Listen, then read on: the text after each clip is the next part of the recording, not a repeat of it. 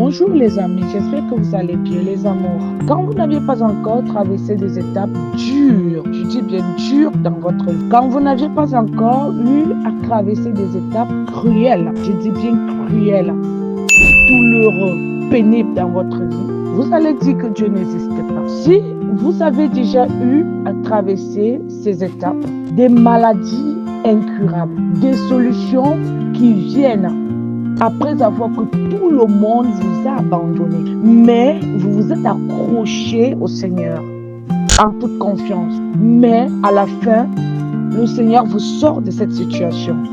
Vous n'allez jamais dire que Dieu n'existe pas.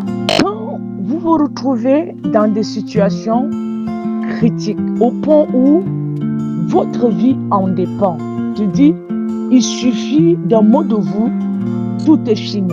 Mais le Seigneur lui décide autrement. Vous n'allez jamais dire que Dieu n'existe pas. Je prends mon cas aujourd'hui. Je vis, je respire, je mange. Au niveau dans ma vie, quand je me suis sentie délaissée par tous, je me suis dit, Dieu n'existait pas.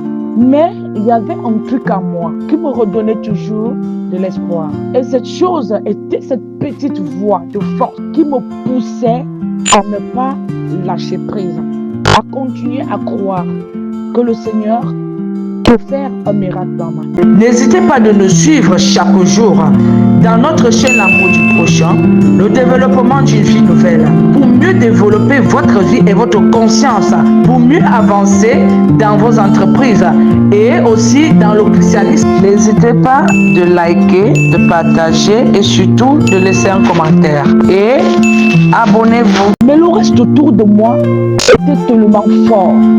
La douleur fort, la tristesse fort, la misère fort. Je dis, tout était tellement très fort à un niveau que je ne sais pas.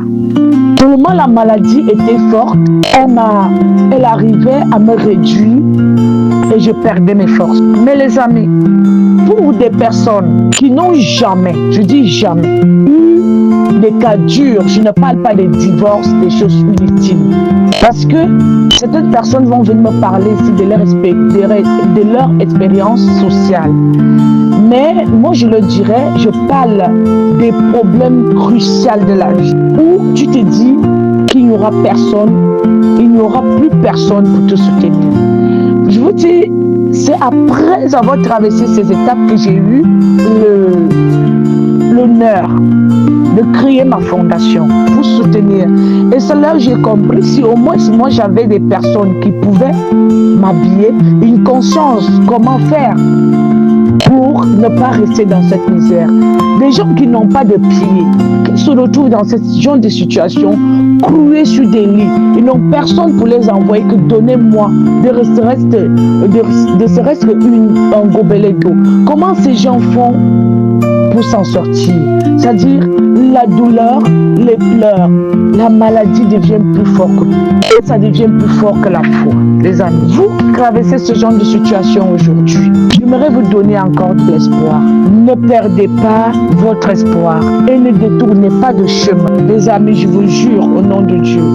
On dit on ne jure pas. La Bible nous dit qu'on ne jure pas. Mais moi je vous dis, si le Seigneur, Dieu, n'était pas avec moi, je n'allais pas suivre. À l'instant où vous vous sentez comme ça, croyez en vous, non. Croyez aux autres, non. Pleurez vos défunts, non. Mais dites-vous que Dieu est là, mes amis. Dans cette vie que vous voyez ici, pendant que tu es dans ce genre d'état, il y a des gens qui jubilent, je dis bien qui jubilent, qui sont contents parce que vous êtes dans cette genre de situation. Et moi, je vais vous dire de ne jamais abandonner, les amis.